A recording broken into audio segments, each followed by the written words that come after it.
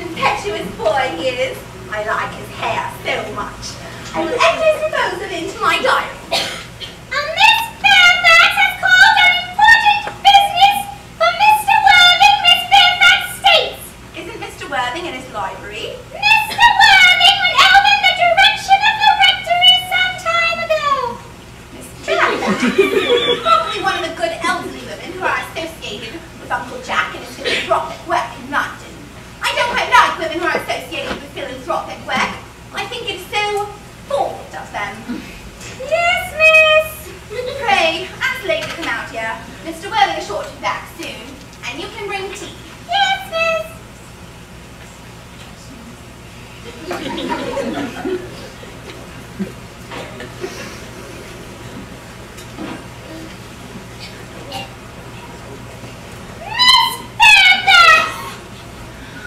Pray, let me introduce myself to you. My name is Cecily Cardew.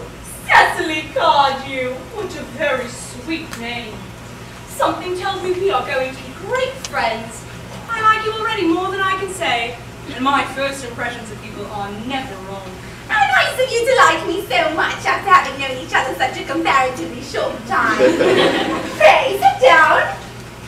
I may call you Cecily, may I not? With pleasure. And you will always call me Gwendolen, won't you? If you would. And that is all settled then, is it not? I hope so.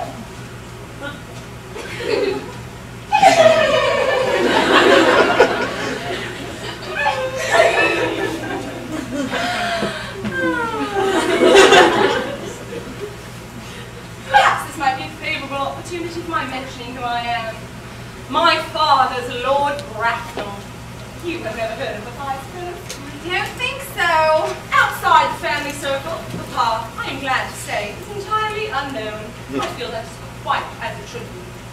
The home seems to me to be the proper sphere of the man. Cecily, Mamma, whose views on education are remarkably straight, has brought me up to be extremely short-sighted. It's part of her system.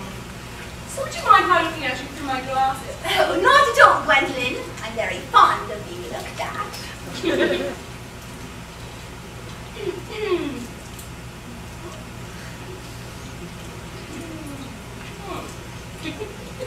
You are here on a short visit, I suppose. Oh, no, I live here. Really? Your mother, no doubt, or some female relative considerably advanced in years lives here also. Oh, no, I have no mother, nor in fact any relation. Indeed. My guardian, with the assistance of Miss Prism, has the arduous task of looking after me. Your guardian? Yes, I am Mr. Worthing's ward. That's funny. You never mentioned to me that he had a ward. How secretive of him. He grows more interesting hourly. I must admit, however, that this news does not fill me with feelings of unmixed delight. I am very fond of you, Cecily. I've liked you ever since I met you, but I feel bound to state that now that I know that you are Mr. Worthing's ward, I can't help expressing the wish that you were well. Just a little bit older than you seem to be, and not quite so very alluring in appearance. In fact, if I may speak candidly... Pray do. I believe that whenever one has anything unpleasant to say, one should be quite candid. Well, to speak with perfect candor, Cecily, I wish that you were fully 42 and more than unusually plain for your age. Ernest has a strong, upright nature. He is the very soul of truth and honor. But even men of the most noble moral character are extremely susceptible to the physical charms of others. Pardon me, Gwendolen, did you say Ernest? Yes? But it is not Mr. Ernest Worthing was my guardian. It is his brother, his elder brother. Ernest never mentioned to me that he had a brother.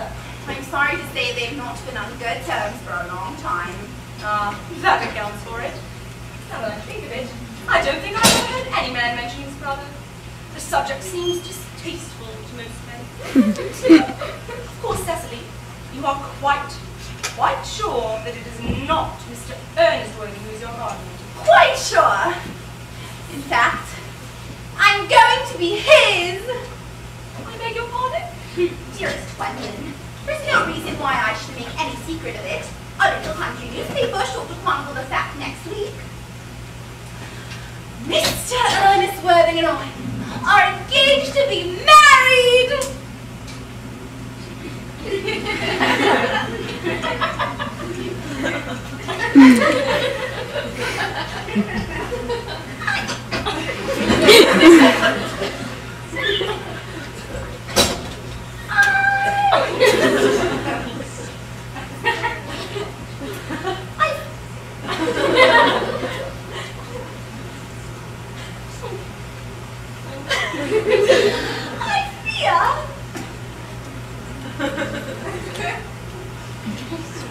I fear there must be some slight error.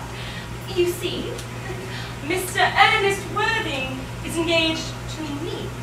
The announcement is sure to appear in the Morning Post on Saturday at the latest. I am afraid you must be under some misconception. Ernest proposed to me exactly 10 minutes ago. Well, that is certainly very curious, seeing as he asked me to be his wife yesterday afternoon at 5:30. If you can't verify the incident, pray do so. I never travelled without my diary. I am so sorry, dear Cecily, if it is of any disappointment to you, but I fear that I have the prior claim. It is just more than I can tell you, dear Gwendolen, if it caused you any mental or physical anguish. But I feel bound to point out that since Ernest proposed to you, he has clearly changed his mind. Well, if the poor fellow has been entrapped into any foolish promises, I would feel it my duty to rescue him at once, and with a firm hand. Whatever unfortunate entanglement my dear boy may have got into, I will never approach him with it after we are married. Do you allude to me, Miss Cardew, as an entanglement? Oh, you are presumptuous.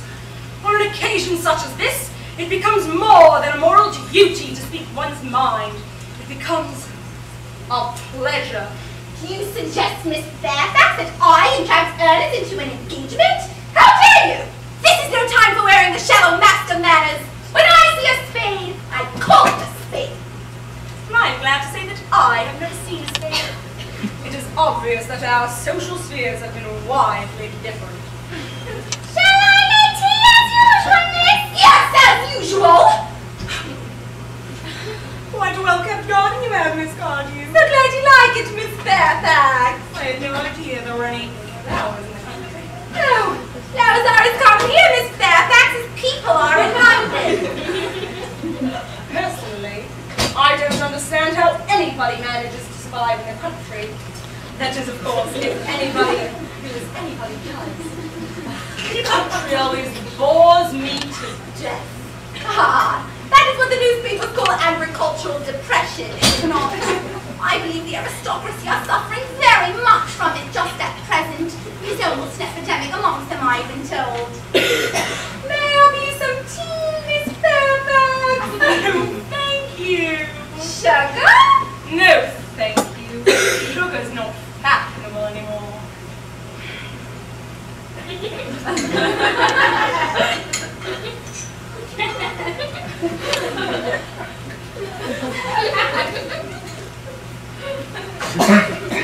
Cake? Or bread and butter? Bread and butter. Cake is rarely seen in the finest homes nowadays.